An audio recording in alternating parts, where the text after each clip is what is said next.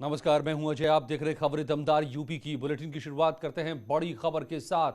महंत नरेंद्र गिरी मौत मामले में आज सीबीआई ने तीनों आरोपियों आनंद गिरी, आद्या तिवारी और संदीप तिवारी से 7 घंटे की कड़ी पूछताछ की। तीनों आरोपियों से अलग अलग पूछताछ की गई। सुबह 11 बजे से शुरू हुई ये पूछताछ शाम 6 बजे तक चली। इस दौरान सीबीआई ने आनंद गिरी के सामने कई सवाल रखे, जिनमें से कुछ सवालों का जवाब आनंद गिरी ने हां या ना में किया, तो कुछ का जवाब सिर हिलाकर भी दिया। सीबीआई ने कथित वीडियो के बारे में भी आनंद गिरी से पूछताछ की। वहीं पूरी पूछताछ के दौरान आनंद गिरी बार बार खुद को निर्दोष बताता रहा।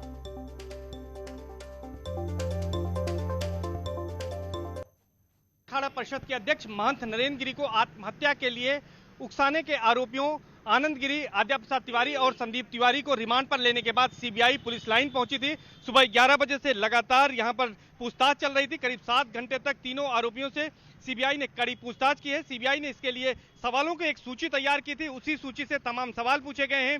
आनंद गिरी से जो सवाल पूछे गए हैं उनमें से प्रमुख सवाल यही था कि आखिर उन्हें सबसे पहले किसने जानकारी दी कि महंत नरेंद्र गिरी ने आत्महत्या कर ली है। और यह भी सवाल सीबीआई ने किया कि जब उनके और उनके गुरु के बीच में समझौता हो गया था, उसके बाद वो कभी मठ क्यों नहीं आए और कभी मंदिर क्यों नहीं आए। ऐसे तमाम सवाल पूछे गए। कई बार सीबीआई के सवालों से आनंद गिरी असहज भी हुआ। इसके साथ ही साथ कई सवालों के जवाब हां और नहीं में उन्होंने दिया। इसके साथ ही साथ कई सवालों का जवाब जो है सिर हिलाकर भी दिया गया। इसके साथ ही साथ लगातार वो इस बात की दुहाई देता रहा कि वो निर्दोष है इस मामले में।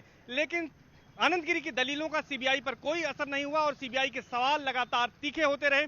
इसी तरह से सीबीआई ने आद्या प्रसाद तिवारी और संदीप तिवारी से भी सवाल पूछे, लेकिन दोनों ने अपने आप को बेकसूर बताया है। इस मामले में सीबीआई की कड़ी पूछताछ जारी थी और इसके साथ साथ साइकोलॉजिकल ऑटोप्सी भी कराई गई ताकि सच्चाई का पता लगाया जा सके और मृतक के पहले के हाव भाव, 2 हफ्ते पहले के क्या हाव भाव थे, इसके बारे में जानकारी गई। आज मठ और पुलिस लाइन में तीनों आरोपियों से लगातार पूछताछ की गई है और आज आरोपियों से पहले दिन की पूछताछ पूरी हुई है और कल भी ये पूछताछ जारी रहेगी। अगर जरूरत पड़ी तो सीबीआई आनंद गिरी को यहां से लेकर हरिद्वार या अन्य जगहों पर जा सकती है और श्रीमठ बाघम्बरी गद्दी और बड़े हनुमान मंदिर भी जा सकती है। तीनों आरोपियों से इसी तरह कल भी यहां पर पूछताछ जारी रहेगी। कैमरा पर्सन संजीव मिश्रा के साथ सर्वेश दुबे, न्यूज़ 18 प्रयागराज। और कानपुर में सरकारी आवास में धर्म की पाठशाला लगाने वाले वरिष्ठ आईएएस के वीडियो वायरल होने के बाद योगी सरकार ने सख्त एक्शन लिया है। इस मामले में एसआईटी का गठन कर दिया गया है, जो 1 सप्ताह में शासन को अपनी जांच रिपोर्ट सौंपेगी।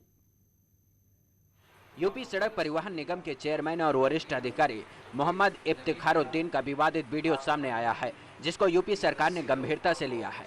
इससे पूरे मामले में एसआईटी गठित कर दी गई। इसमें सीबीसीआईडी के डीजी और एडीजी कानपुर जोन शामिल हैं। लेकिन अभी इस वीडियो की प्रामाणिकता के लिए हम लोग जांच करा रहे हैं। जैसे ही जांच रिपोर्ट आ जाएगी हम कड़ी से कड़ी कार्रवाई करने वाले हैं। कानून किसी के लिए भी बराबर होता है, छोटा बड़ा कोई नहीं होता।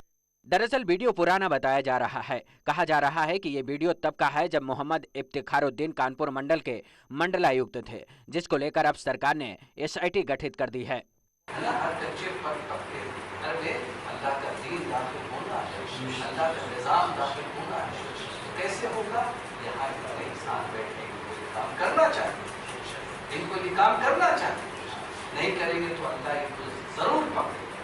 कानपुर में अपने सरकारी आवास में मोहम्मद इफ्तिखारुद्दीन ने इस्लाम धर्म कबूल करने के फायदे बताए थे, जिसका वीडियो वायरल होने के बाद विवाद शुरू हो गया।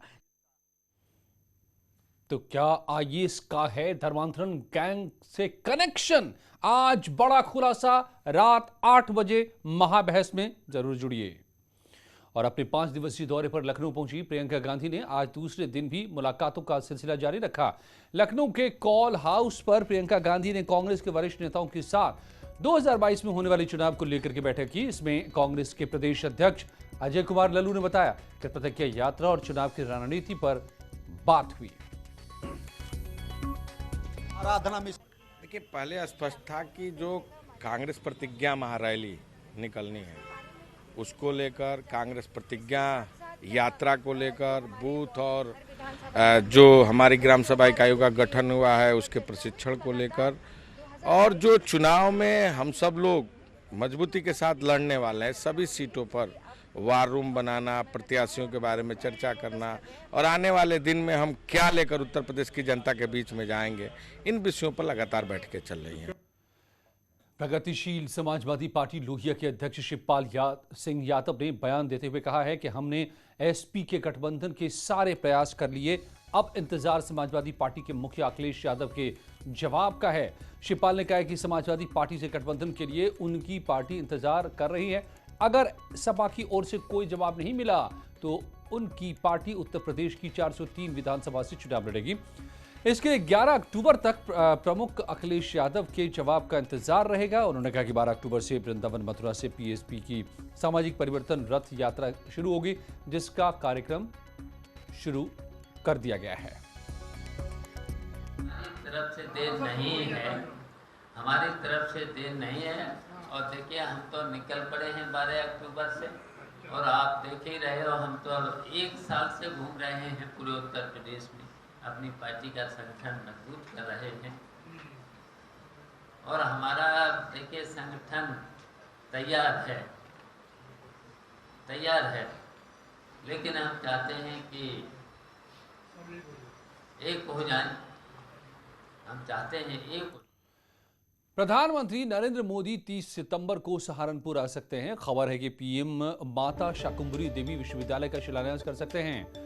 इस कार्यक्रम में सीएम योगी भी मौजूद रहेंगे, जिसके लिए प्रशासन तैयारियों में जुटा हुआ है। तो बड़ी खबर, 30 को सहारनपुर आ सकते हैं प्राइम मिनिस्टर मोदी। माता शाकुंभरी देवी का कर सकते हैं दर्शन, और यहां पर विश्वविद्यालय का कर सकते हैं उद्घाटन। कई जिलों के छात्रों को इससे सौगात मिलेगी। दरअसल माता शाकुंभरी देवी विश्वविद्यालय का शिलान्यास कर सकते हैं प्रधानमंत्री मोदी, और इसके लिए 30 को आ सकते हैं सहारनपुर।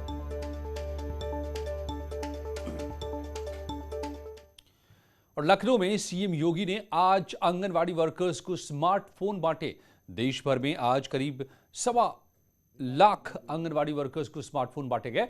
इस मौके पर सीएम ने कहा कि इस प्रयास से आंगनवाड़ी कार्यक्रम और पारदर्शी बन सकेंगे और पुष्टाहार की योजनाओं की निगरानी में आसानी होगी। इसके अलावा योजनाएं और ज्यादा प्रभावी तरीके से लागू हो पाएंगे।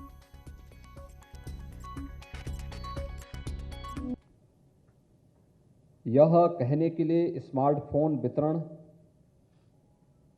या ग्रोथ मॉनिटरिंग डिवाइस के वितरण का कार्यक्रम हो सकता है, लेकिन इसकी गूंज सुशासन के लक्ष्य को प्राप्त करने में नींव के पत्थर के रूप में है। याद करिए, आज से 4 साल पहले तक की क्या स्थिति थी।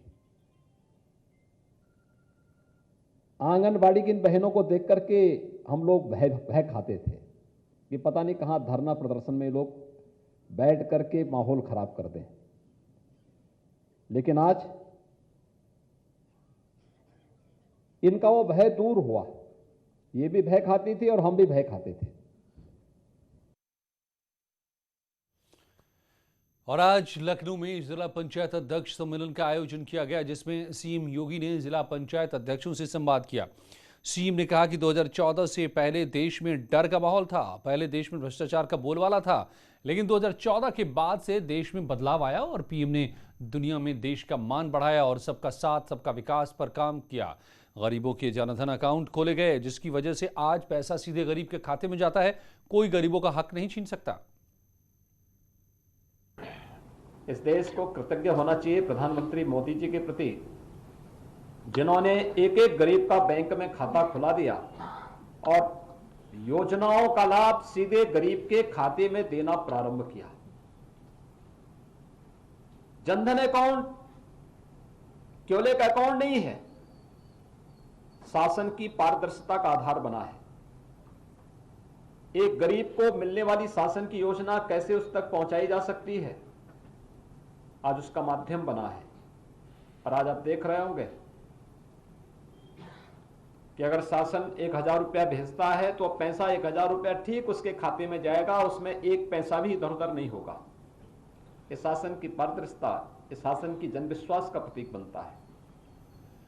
अलीगढ़ के गोंडा इलाके के एक गांव में धान के खेतों में 4 साल की लापता मासूम बच्ची का शव मिलने से पूरे इलाके में हड़कंप मच गया।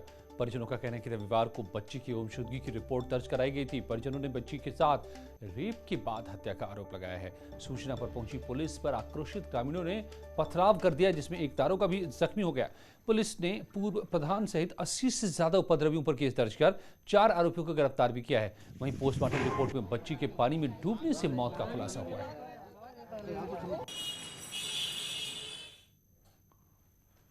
और बुलंदशहर में कलेक्ट्रेट में ज्ञापन देने पहुंची कांग्रेस कार्यकर्ताओं ने उस दौरान हंगामा कर दिया जब उनके कार्यक्रम में एक शख्स बीजेपी जिंदाबाद के नारे लगाने लगा, जिसके बाद कांग्रेसी कार्यकर्ताओं ने शख्स की झंडों से पिटाई कर दी। मौके पर मौजूद पुलिसकर्मी मूकदर्शन बनकर राहगीर को पिटता देखते रहे। इस मामले में एसएसपी का कहना है कि वायरल वीडियो का संज्ञान लेते हुए आरोपी कांग्रेस कार्यकर्ताओं के खिलाफ कार्रवाई का आदेश दे दिया गया है। मेरा नरेंद्र सिंह है। कहाँ के रहने वाले हैं? बुलंदशहर से हूँ। बुलंदशहर से किस पार्टी से आप? मैं पार्टी के, मैं देशभक्त हूँ। अच्छा ठीक है, देशभक्त हूँ। कांग्रेस वाले आज आए थे अपना ज्ञापन देना, आपने उनका विरोध क्यों किया? मैंने अच्छा विरोध किया। कांग्रेस दो ही पार्टी है। आपके साथ मारपीट हुई है, इसमें क्या बोलेंगे आप? मारपीट मेरे पास मैं बदला लूंगा मैं। देखिए, एक वीडियो अभी हमारे संज्ञान में आया है। हमने इस संबंध में थाना प्रभारी को वीडियो के आधार पर अभियोग पंजीकृत कराने के निर्देश दिए हैं और यदि वादी स्वयं एप्लीकेशन देना चाहता है तो उससे एप्लीकेशन प्राप्त करके अभियोग दर्ज कर वैधानिक कार्रवाई सुनिश्चित की जाए, ये निर्देश दिए गए हैं। और अब हम आपको दिखाते हैं दबंगई की 2 तस्वीरें। पहली तस्वीर बलरामपुर के कोतवाली देहात इलाके के देवरिया मुबारकपुर गांव की है, जहां नाली विवाद को लेकर 2 पक्षों में मारपीट हो गई, जिसमें दबंगों ने एक परिवार पर जमकर कहर ढाया और महिलाओं की भी पूरी तरह पिटाई कर दी, जिसका वीडियो सोशल मीडिया पर वायरल हो रहा है। वहीं दूसरी तस्वीर कानपुर के बाबूपुरवा इलाके के बगाही का है, जहां पार्षद के बेटे और उसके गुर्गों की गुंडई सामने आई है। यहाँ पर वैक्सीनेशन कराने को लेकर हुए विवाद के बाद दबंगों ने महिलाओं के साथ मारपीट की है, जिसमें कई महिलाएं घायल हो गए। दौड़ते हैं कुछ ही पलों में और दमदार खबरों के साथ।